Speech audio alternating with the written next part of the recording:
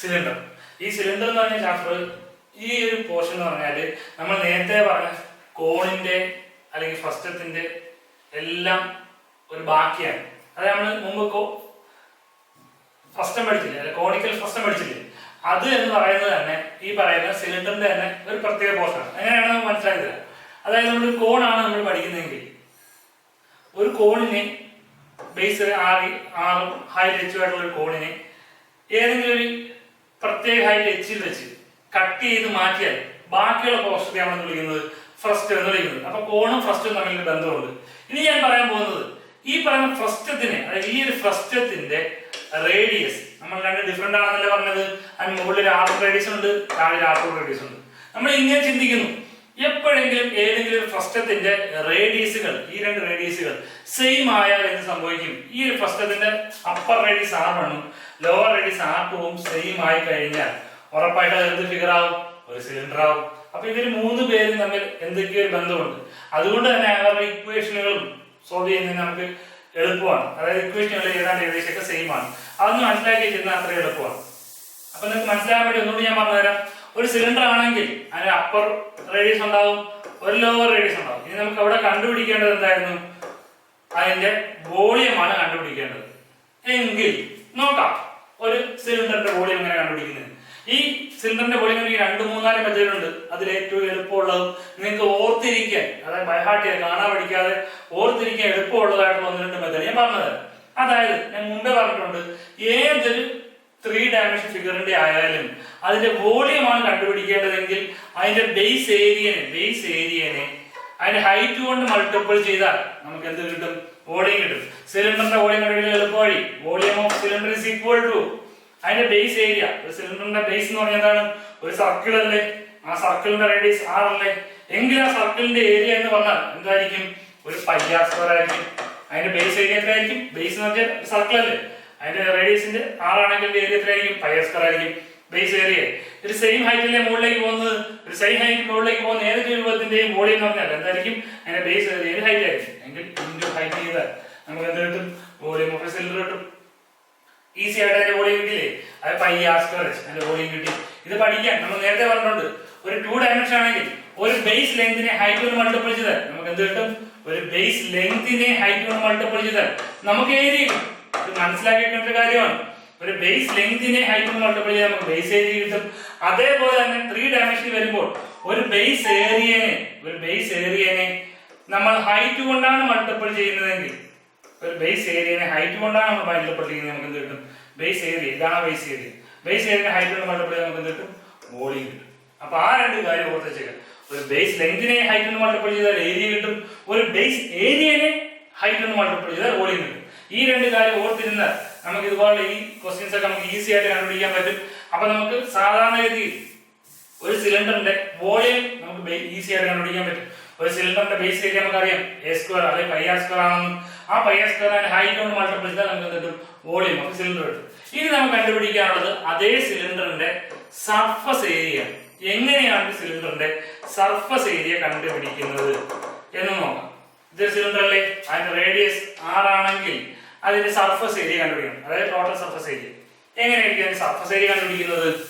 നോക്കിയേ, ഒരു സിലിണ്ടറിന് എത്ര പോർഷൻ ഉണ്ട്? മുകളിൽ ഒരു സർക്കുലർ പോർഷൻ ഉണ്ട്, താഴെയും ഒരു സർക്കുലർ പോർഷൻ ഉണ്ട്, പിന്നെ ഒരു കർവ്ഡ് സർഫസ് ഉണ്ട്. ഇതിന്റെ മൂന്നിന്റെ ഏരിയ കൂടി സം ചെയ്ത് നമുക്ക് എന്ത് കിട്ടും? Surface area of cylinder. എങ്കിൽ നോക്കി, ഇവിടെ നമ്മൾ പറഞ്ഞതുകൊണ്ട് അത് നമുക്ക് കുറച്ചൊക്കെ മനസ്സിലാകാൻ വേണ്ടി നിങ്ങൾ ഈ സിലിണ്ടറിന്റെ ഷേപ്പുള്ള എന്തെങ്കിലും ഒരു ഫിഗർ, നമുക്ക് പണ്ട് ചന്ദനത്തിരിക്കല് ഒരു കർവ് ഷേപ്പിലുള്ള അതിന്റെ ആ കവർ ഇങ്ങനെ കട്ട് ചെയ്തിട്ട് നൂത്ത് വെച്ചിട്ട് നോക്കിയാൽ മതി ഈ കർവ് ഷേപ്പിന്റെ ഏരിയ കിട്ടും. എങ്കിൽ അതിന്റെ ഏരിയ എത്രയാണ് നോക്കാം. മുകളിൽ ഒരു സർക്കുലർ ഷേപ്പ് ഉണ്ട്, അതിന്റെ ഏരിയ എത്രയായിരിക്കും? മുകളിലെ സർക്കിൾ ആണെങ്കിൽ ഉറപ്പായിട്ട് ഏരിയ എത്രയായിരിക്കും? πr² ആയിരിക്കും. അതുപോലെ താഴെ ഒരു സർക്കിൾ ഉണ്ട്, അതിന്റെ ഏരിയ എത്രയായിരിക്കും? വീണ്ടും ഒരു πr² കിട്ടും. പ്ലസ് ഈ ഒരു കർവ്ഡ് ഷേപ്പ് ഉണ്ട്, ശ്രദ്ധിക്കുക, ഇങ്ങനെ ചരിഞ്ഞിരിക്കുന്ന ഷേപ്പ്. അതിന്റെ ഏരിയ നമ്മൾ എങ്ങനെ കണ്ടുപിടിക്കും? ഇങ്ങനെ ഉരുട്ടി എങ്ങനെ ഏരിയ കണ്ടുപിടിക്കും? പാടൊന്നുമില്ല. നമ്മൾ ഇങ്ങനെ വിചാരിക്കുന്നു, ഈ ഒരു സിലിണ്ടറിന്റെ കർവ്ഡ് ഷേപ്പിനെ ഞാൻ ഇങ്ങനെ കത്തിയോട് കട്ട് ചെയ്തു, എന്നിട്ട് ഇങ്ങനെ പടക്കി നൂത്ത് വെച്ചു. കത്തിയോട് കട്ട് ചെയ്തിട്ട് ഇങ്ങനെ നൂത്ത് വെച്ചു. എങ്ങനെ ഷേപ്പിലിരിക്കും? അത് ഇങ്ങനെ ഇരിക്കില്ലേ? നമുക്ക് ആലോചിക്കുക, ഈ ഒരു കർവ്ഡ് ഷേപ്പിനെ കട്ട് ചെയ്തിട്ട് ഇങ്ങനെ നൂത്ത് വെച്ചേക്കാണ് ഈ സംഭവം. എങ്കിൽ ഈ ഒരു ലെങ്ത് എത്രയായിരിക്കും? അതാണ് ചോദ്യം. ഇങ്ങനെയുള്ള ഈ ഒരു ലെങ്ത് എത്രയായിരിക്കും? ഒരു 2πr ആയിരിക്കും. എന്ന് മനസ്സിലാക്കാമോ? കാരണം ഈ താഴെയുള്ള അല്ലെങ്കിൽ മുകളിലുള്ള സർക്കിളിന്റെ സർക്കംഫറൻസിനെ അല്ലേ ഞാൻ നൂത്ത് വെച്ചേക്കുന്നത്. മനസ്സിലായ എന്താണ്? ഈ ചുറ്റളവല്ലേ, സർക്കിളിന്റെ ചുറ്റളവല്ലേ ഇത് കട്ട് ചെയ്തിട്ട് നൂത്ത് വെച്ചാൽ ഈ കിട്ടുന്ന ലെങ്ത് എന്ന് പറഞ്ഞാൽ സർക്കിളിന്റെ സർക്കംഫറൻസ് എത്രയായിരുന്നു? 2πr. ഇനി ഹൈറ്റ് എത്രയായിരുന്നു? h ആയിരുന്നു. അപ്പൊ ഈ ഹൈറ്റ് എത്രയായിരിക്കും? h ആയിരിക്കും. എങ്കിൽ ഈ റെക്ടാങ്കിളിന്റെ ഏരിയ എന്ന് പറഞ്ഞാൽ എത്രയായിരിക്കും? 2πr × h ആയിരിക്കും. എത്ര കിട്ടും? 2πr × h ആയിരിക്കും കിട്ടും. ഈസി ആയില്ലേ? എന്നുവെച്ചാൽ total surface area total surface area കിട്ടും πr² + πr² + 2πr എന്ന് വെച്ചാൽ എത്ര കിട്ടും? 2πr² + 2πr എന്ന്. അതായത് കുറച്ചും കൂടി എളുപ്പം പറഞ്ഞാൽ ഇതിന്റെ ഏരിയ കിട്ടും 2πr × r + h എന്ന് കിട്ടും. അതാണ് surface area of A cylinder.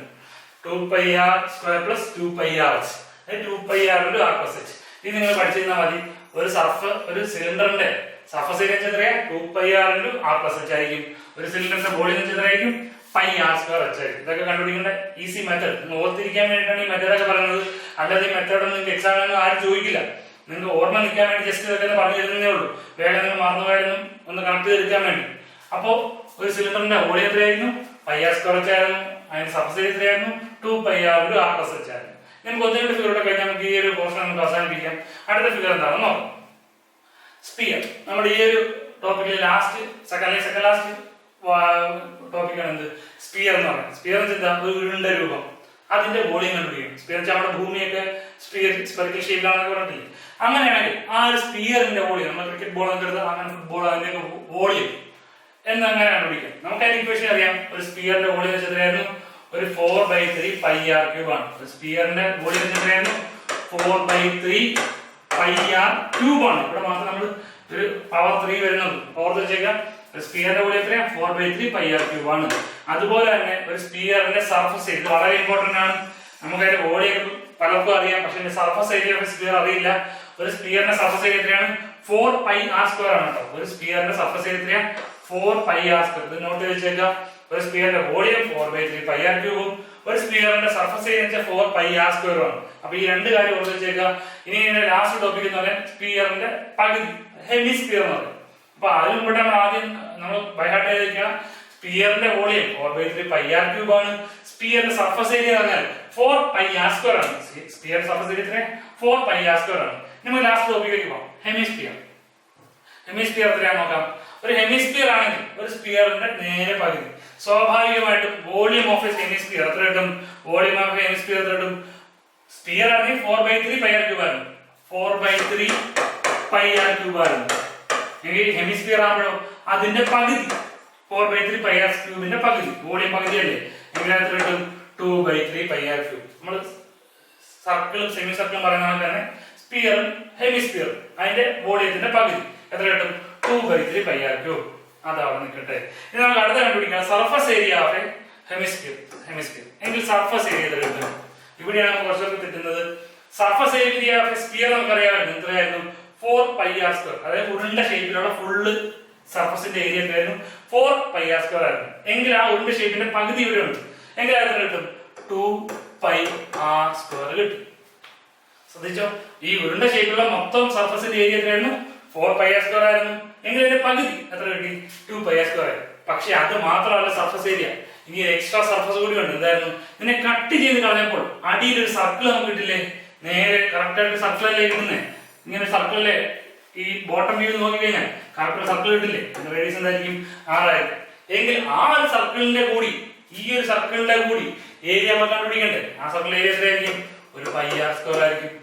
എങ്കിൽ ഇതിന്റെ ടോട്ടൽ സർഫസ് ഏരിയ എത്രയായിരിക്കും? 3πr² ആയിരിക്കും. അപ്പൊ ഓർത്ത് വെച്ചേക്കാം, ഒരു സർക്കിളിന്റെ സർഫസ് ഏരിയ 4πr². അല്ല, സർക്കിളിലെ സ്പിയറിന്റെ സർഫസ് ഏരിയ 4πr². ഒരു ഹെമിസ്പിയറിന്റെ സർഫസ് ഏരിയ 3πr² ആണ്. സർക്കിൾ ആണെങ്കിൽ 4πr², സ്പിയർ ആണെങ്കിൽ 4πr², ഹെമിസ്പിയർ ആണെങ്കിൽ 3πr². ഈ രണ്ട് കാര്യം കൂടി ഓർത്ത് വെച്ചേക്കാം. അപ്പൊ ഇത്രയും കാര്യങ്ങളേ ഉള്ളൂ ഈ പറയുന്ന മെൻസുറേഷൻ ചാപ്റ്ററിൽ നമുക്ക് അറിയാനുള്ള ഇക്വേഷനുകളും കാര്യങ്ങളും. ഇനി ഇതിന്റെ ആപ്ലിക്കേഷൻ ലെവലിലുള്ള ക്വസ്റ്റ്യനുകളായിട്ട് നമുക്ക് അടുത്ത ദിവസം കാണാം. അതുവരെ ശരി, ബൈ.